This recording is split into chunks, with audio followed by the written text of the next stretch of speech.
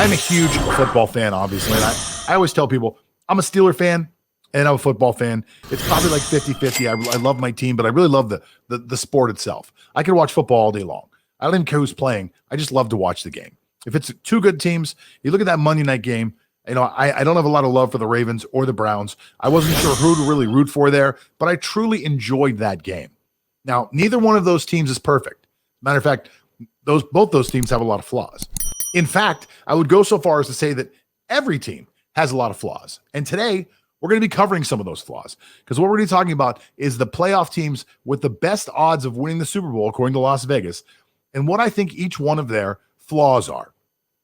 So let's start with the Tennessee Titans, led by Derrick Henry, which is, look, there can be some debate along the way, but for me, over the last 2 years, Derrick Henry is without a doubt the best running back in football.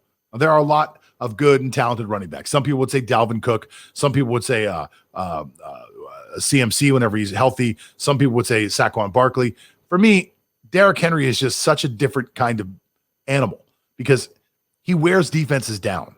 He just becomes heavier and heavier as the game goes on.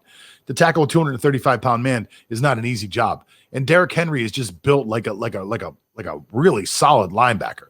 And after a while, he just wears defenses out. And you match that in with what appears to be like sprinter speed. And Derrick Henry's probably the most unique athlete in the NFL, in my opinion.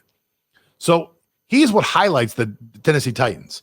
Tennessee Titans are 28-1 underdogs. 28-1 odds to win the Super Bowl. And there's a reason why their odds are so big. And it's because of the flaws that they have. And their flaws are huge. Because in a passing league, you've got to be able to rush the quarterback. You've got to be able to cover those wide receivers. And Tennessee has got huge, huge problems trying to stop the passing game. And that's going to be something they're going to have to fix in the next 4 games. I'm not sure they actually have the personnel to make that happen. So Tennessee's going to probably stay 28-1, and it's going to be even harder for them because of that flaw that I just pointed out. Indianapolis Colts have the exact same odds, 28-1. Now, the Colts have got a great defense. The Colts can actually mix it up. I like their play calling. I like their talent. I think they're very deep in a lot of positions, including the offensive line, one of the best offensive lines in football. But to me, the Chiefs have one glaring weakness.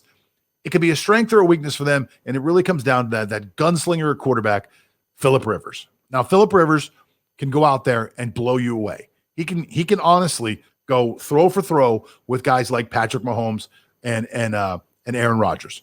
And he could also go out there and play like Sam Darnold.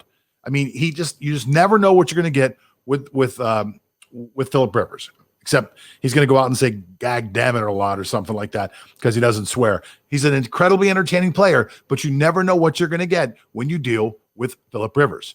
Now, the Baltimore Ravens are 16-1 odds to win the Super Bowl. Now, those odds would have been much different at the beginning of the year, because everybody was picking the Ravens to do what they did last year, which is go 14-2.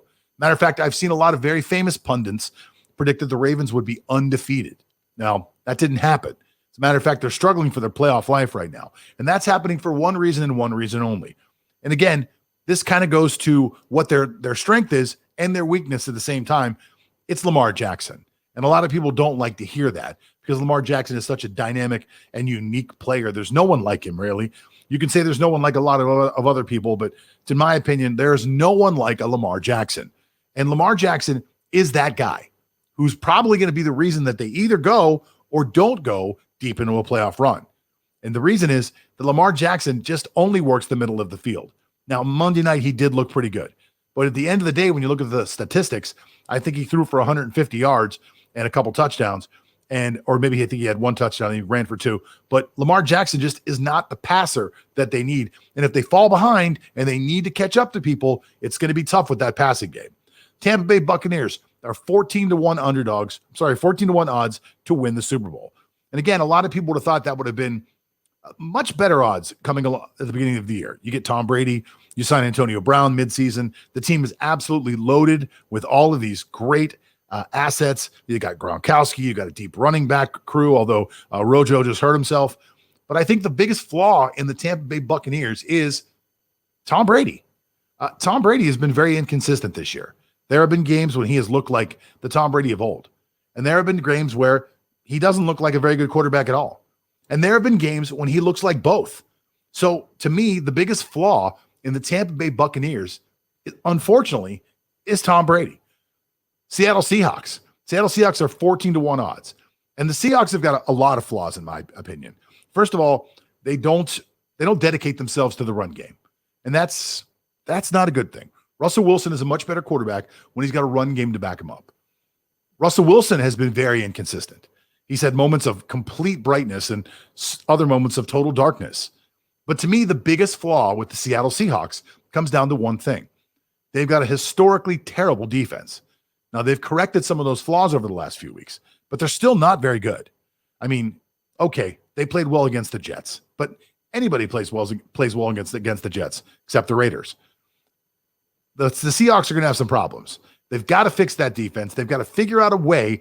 Now they're getting some pieces back. They had some injuries. They're getting pieces back. They're being able to put that defense together a little better. But as of right now, the biggest flaw with the Seattle Seahawks is their defense.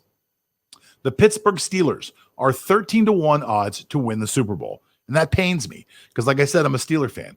But the Steelers have got a tremendous amount of problems. Their biggest problem right now is that they can't keep their defense healthy. Four of their 5 starting linebackers from the beginning of the year are all hurt. I'm sorry, three out of 4. I counted a backup. They're missing a starting cornerback. Their defensive line's been tough to keep on the field. It's going to be very tough to win a Super Bowl whenever your strength of your team is always injured. But that's not their biggest problem. Their biggest problem is they can't run the ball. And I'm not saying James Conner's hurt. He'll get better, and they'll be able to run the ball. I'm saying their offensive line has no leverage, and their offensive line stands up when they try to block people.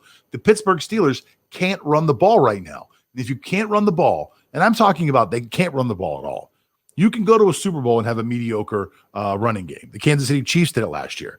But you can't win a Super Bowl with a running game that is non-existent. I like Ben Roethlisberger. He's a Hall of Fame quarterback, but that guy cannot carry a team anymore. I'm not sure he ever could. I think a team needs to have some balance. I think a team needs to be able to run the ball when they have to, and the Pittsburgh Steelers can't do it. Let's talk about the Buffalo Bills, the team that just beat the hell out of the Pittsburgh Steelers. 12-1 odds to win the Super Bowl. And people can say what they want about the Buffalo Bills. The biggest flaw for me in the Buffalo Bills is they're just too young. They're just too young to actually be that team right now. Now, this is a team that actually in the future, maybe next year and the year after, could be the team. But this team needs the experience. They've got a young quarterback who's just finding his way right now. It's his first really, really good year. And I believe that the Buffalo Bills are the team for that division right now. Bill Belichick will never catch what these guys are putting together as long as they stay on the path. But right now, their biggest obstacle in front of them is the fact that the Buffalo Bills just don't have the experience. Now, the LA Rams. The LA Rams, it's hard to even tell who they are. You know, you think about the Rams, you always think about these dynamic offenses and these amazing weapons. But this year, the Rams have really turned themselves around and made themselves an 11-1 Super Bowl odds by having an amazing defense. I mean, these guys have got, if not the best defensive lineman in football, among the best, and Aaron Donald. They've got one of the best cornerbacks in football. They put together a pretty good secondary around him. They can rush the passer. They can stop the run. Their defense is pretty strong, and their offense is just good enough to win some games for them. So what's wrong with the Rams?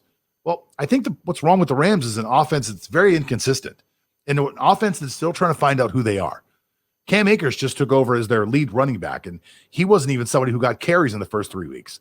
So this is an offense that over the next few weeks, if they can really find out what their identity is, could be dangerous. They're 11-1 odds to win the Super Bowl. Now, there are a couple more teams on this list.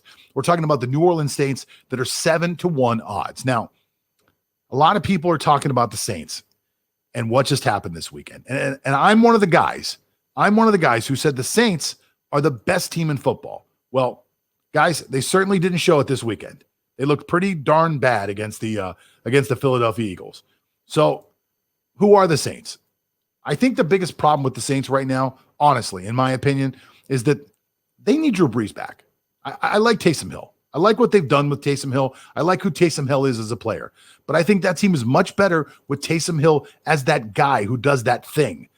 I don't think that Taysom Hill is the guy who's really going to be the one who's going to take him in as a quarterback. If they get Drew Brees back and Drew Brees is anything like he was before, and they move Taysom Hill into that position of maybe he's a tight end, maybe he's a running back, maybe he's a wide receiver, maybe he's a quarterback sometimes. If you have that guy, you're a completely different team.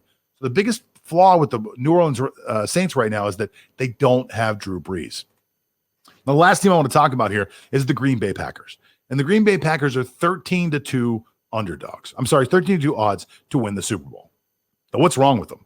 Well, the problem with the Packers is a problem that as a Steeler fan I've seen happen for far too long. The Packers allow teams to stay in games. Teams they should be beating stay in games. They played the Jacksonville Jaguars tighter than anybody has all year long. As a matter of fact, I thought the Jaguars were going to beat him at one point. So something about the Packers needs to change, and it needs to be that killer mentality.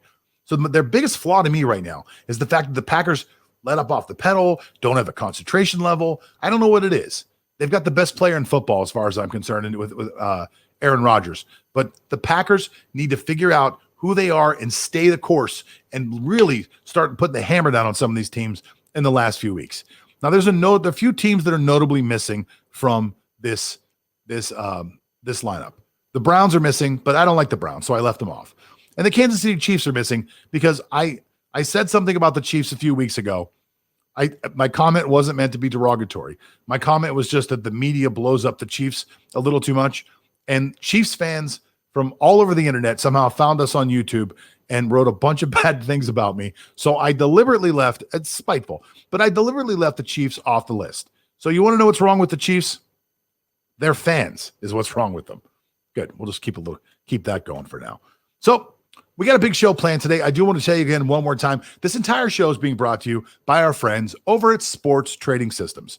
For those of you that like to gamble, like the rush, like the fun, like the excitement, enjoy Sundays with a little bit of fun, like to play, especially with NBA basketball coming up, you can go over to Sports Trading Systems and you can learn how to trade sports just like other people trade stocks. It's super fun. It's super awesome. And the returns on the models for the last few years are fantastic. Go over there today to sportstradingsystems.com. Check out the website. Let them know that we sent you.